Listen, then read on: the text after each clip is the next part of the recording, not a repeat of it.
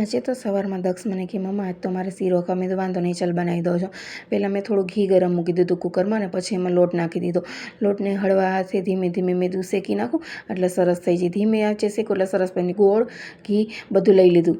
શેકેલો લોટ પછી મેં થોડું ગરમ પાણી મૂકી દીધું અને એમાં ગોળ નાખી દીધો. ગોળ ઓગળે ત્યાં સુધી એમાં હલાવ્યા રાખવાનું. હલાવી અને પછી ગોળ એમાં ઓગળી જાય ને એટલે પછી એનું ગરમ પાણી હોય એને ગાળી લેવાનું. ગાળી લ્યું ને એટલે મેં કંઈ કાકરી ગોળમાં હોય તો નીકળી જાય. અને પછી એ જ પાછું પાણી મેં એમાં નાખી દીધું. પછી એની અંદર મેં ઘી નાખ્યું. ઘી તમે 3 થી 4 ચમચી નાખ્યું તો તમારે તમારી મુજબ નાખી શકાય. પછી એક એલચી નાખી દીધી. અમે ડ્રાયફ્રૂટવાળું નથી ખાતા, છોકરા નથી ખાતા એટલે હું ડ્રાયફ્રૂટ નથી નાખતા. પાણી ઉકળી જાય એટલે સીધો જ એમાં લોટ નાખી દેવાનો અને સીધું પછી હલાવવા માંડવાનું. થોડું હલાવ્યા રાખવાનું, નહીંતર નીચે તળિયે ચોટી જાય. કુકરનું જાડું તળિયું એટલે વાંધો ન આવે. પછી મેં એ હલાઈ જાય એટલે એમાં છે ને ઘી નાખી દીધું.